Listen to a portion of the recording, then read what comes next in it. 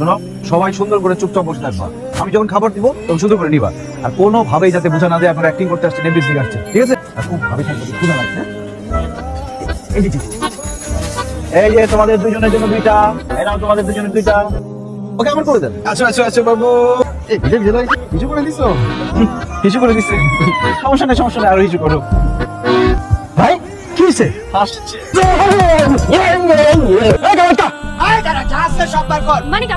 মানে বুঝছ না, একদম গুলি করে মাথার গুলি উড়াই দেবো, টাকা পয়সা যা আছে বাইক কর। ভাই আমি আমি আমি কি হইতেছে সব? তোমরা কারা? কি হইছে দাস না ফুট আনতে? ফুট বললেই তো ফুট হবে না, আজকে কিন্তু একটাকেও ছাড়বো না। একদম সামনে লাগাবি না, একদম মাথার চাঁদি গুলি করে উড়াই দেবো। এ ডাকাত ডাকাত! এই, এই, এই, এই, ভয় পেয়েছে, ভয় পেয়েছে, ছেড়ে দাও, ছেড়ে দাও। আরে ভাই আপনি ধরে ধরেন, আই থাকুন কি লাই ভাই ভাই আজ একাই 100 গুলি করে ভাই কি হয়েছে? এটা কি হয়েছে? ভাই আমারে মাফ করে দেন ভাই, আমার আপনারা মাইরেন না ভাই, আমি চিন্তাকারী না ভাই, বিশ্বাস করেন ভাই, আমি চিন্তাকারী না তোর হাতে পিস্তল, তুই চিন্তা করেন না, তুই কি? ভাই। ভাই এটা কেনলা পিস্তল, এই যে ফাইম ভাই আমারে কইছে কেনলা পিস্তল না লই আপনাকে চিন্তায় অভিনয় করতাম, এরপরে ফাইম ভাই এসে বাঁচাইবো আপুরে। ওই যে ফাইম ভাই। এই বেয়াদব, তুমি কে? তোমাকে তো আমি চিনি না, তুমি আমার নাম জানো কিভাবে? ও ভাই কেমন তো চিন্তা না ভাই, কি রাস্তা ভাই আপনার কথা কান্না কি লেখা, তখন তো খুব করে কইলেন যে কোনো সমস্যা করে যাইবো আমি দেখবো না, এখন আমি বিপদে পড়ছে আমার কেউ চিন্তা না ভাই। আপনি কি করে জানলেন?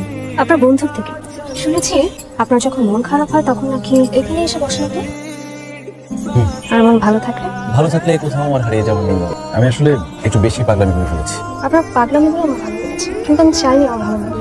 আমি কাউকে ভালোবাসতে পারি, আমাকে দেখলে অনেক স্বাভাবিক মনে হয় না, কিন্তু বাস্তবটা কি জানেন, আমার একটা অসুখ আছে, আমার দুটো কিডনি নষ্ট হয়ে গেছে, সপ্তাহে দুবার ডায়ালিসিস করি আমি বেঁচে থাকার জন্য। জাস্ট আমি জানি আমি আর বেশি দিন বাঁচবো না। আমার না অনেক অনেক স্বপ্ন ছিল জানেন, আমার এই হাতটা এসে কেউ ঘুরবে, আমরা একসাথে রাতের আকাশ দেখবো, কেউ এসে আমার আমার সামনে হয়তো করে বসে বলবে ভালোবাসি। আমি আমার এই সব স্বপ্ন জাস্ট নিজেই শেষ করে ফেলেছি। আমি বলি কি, আপনার জন্য ভালো, আমার জন্য ভালো, আপনি আমাকে ভুলে যান। সেটা তো সম্ভব না। সব জেনে হ্যাঁ, সবকিছু জেনে এটা হয়তো আপনার কাছে পাগলামি মনে হতে পারে, কিন্তু সত্যটা হলো আমি আপনাকে অনেক ভালোবাসি। জানেন তো, যখন একজন আরেকজনকে ভালোবাসে তখন ভালোবাসার মানুষটা সুস্থ নাকি অসুস্থ, ফর্সা নাকি কালো, ধনী না গরিব, এসব কোনো কিছুই মাথায় থাকে না। ভালোবাসার বিষয়টি তো হিসাব মেনে চলে, ক্যালকুলেট করে হিসাব মেনে যেটা হয় সেটা তো বিজনেস। ভালোবাসা তো বিজনেস। আমি কি কিছু সময়ের জন্য তোমার হাতটা ধরতে পারি? সরি স্যার, পার্ক বন্ধ। পার্কের সংস্কার কাজ চলিতেছে, একটু কষ্ট করে আজকে রাস্তায় দৌড়ান। Thank you.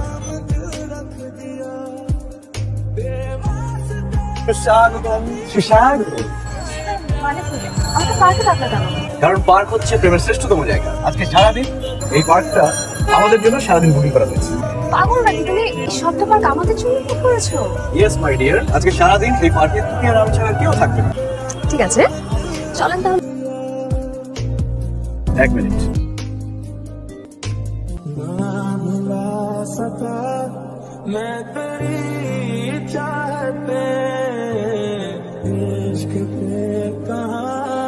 बस किसी का चले हो भी जाए मेरी सांसें, चाहे खत्म कम न होगी कभी।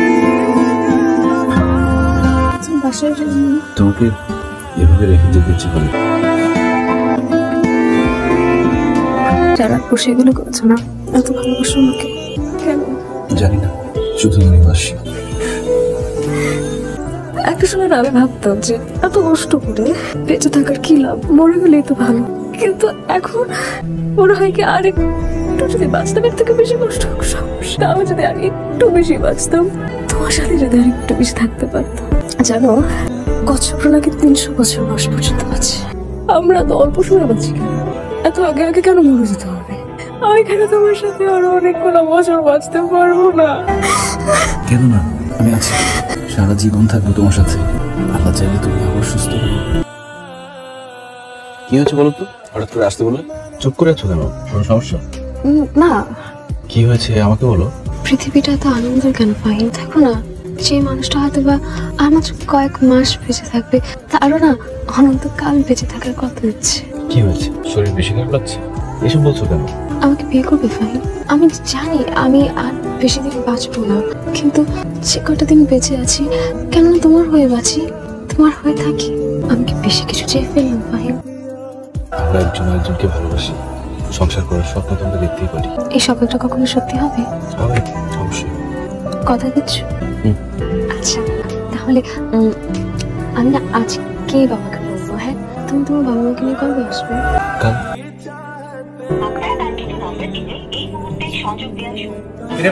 ফাইনকে পেলি? আমার ফোনটা না বন্ধ বলছে। আচ্ছা, এই কখন আসবে বলেছিল? ওরকম তো কিছু বলে নাই, জাস্ট বললো যে আজকে আসবে। এই কতজন আসবে জিজ্ঞাসা করেছিলি? ওরকম তো কিছু জিজ্ঞেস করি নাই। আচ্ছা ঠিক আছে, যে কয়জন আসে আসুক, অসুবিধা নেই। হ্যাঁ, তুই কোনো টেনশন করিস না, তুই রেস্ট নে। হ্যাঁ মা, বস বস।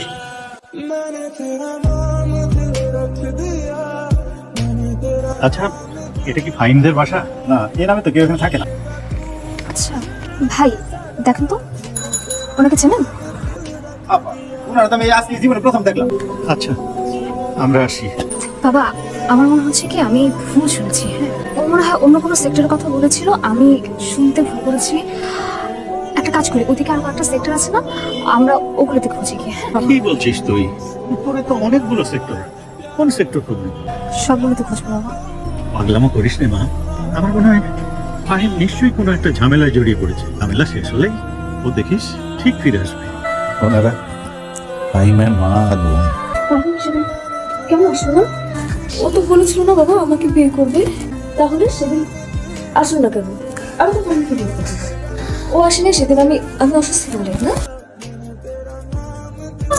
আপু, রিনি, এই চিঠি যখন পড়ছো তখন আমি তোমার থেকে অনেক দূরে, এতটাই যে মানুষের পক্ষে সেই দূরত্ব পেরিয়ে আসা সম্ভব নয়। আমি জানি তুমি আমার উপর অনেক রাগ, অনেক অভিমান করে আছো, সেটাই স্বাভাবিক। কিন্তু এছাড়া আমার কি বা করার ছিল বলো? তোমার সাথে কাটানো আমার জীবনের শ্রেষ্ঠতম মুহূর্তগুলোকে বুকে নিয়ে যে মরতে চেয়েছি। হাসপাতালের সিঁড়িতে তোমাকে প্রথম দেখি, আমার সাথে ধাক্কা লেগে তোমার হাত থেকে একটা কাগজ পড়ে যায়, তুলে দিতে দেখি খুব নির্বিকার ভাবে চলে যাচ্ছ তুমি। আমি খুব অবাক হই, একটা মানুষকে এতটা অসহায় লাগে কি করে। তারপর আরেকদিন তোমাকে বসে থাকতে দেখি, সেদিনও তোমার একই রকম মন খারাপ। আর কি আশ্চর্য দেখো, সেদিনই আমি আমার নিজের ব্রেন টিউমারের কথাটা জানতে পারি। লাস্ট স্টেজ, বেঁচে থাকার কোনো সম্ভাবনা নেই। হাসপাতালে থাকা আমার এক ডাক্তার বন্ধুর কাছ থেকে তোমার অসুখের বিষয়টাও জানি। মায়া হয়, সিদ্ধান্ত নেই আমার না থাকার মধ্য দিয়েও কেউ একজন বেঁচে থাকুক। বন্ধুর সাহায্যে তোমার অজান্তেই আমাদের ক্রস ম্যাচিংটা করিয়ে নেই, মিলেও যায়। আমার শরীরের একটা অংশ নিয়ে যে মানুষটা বেঁচে থাকবে, সেই মানুষটা কেমন খুব জানতে ইচ্ছে হয়। আর তোমাকে ইমপ্রেস করার চেষ্টা করতে থাকি। সেই চেষ্টা করতে গিয়ে আমি তোমাকে সত্যিই ভালোবেসে ফেলি, এতটাই যে বারবার মনে হতে থাকে তোমার সাথে যদি আর একটু বেশি সময় থাকতে পারতাম, কয়েকটা দিন যদি বেশি বাঁচা যেত। কিন্তু তা তো হবার নয়। তুমি যখন আমাকে বিয়ের কথা বললে তখন মনে হলো এত সাধনায় যার জীবনে হাসি ফুটিয়েছি, তার জীবনে কি করে অন্ধকার নামিয়ে আনি বলো? তাই তো আমার এমন সিদ্ধান্ত, এভাবে পালিয়ে যাওয়া, দূরে, চিরদূরে। ভালো থেকো রিনি।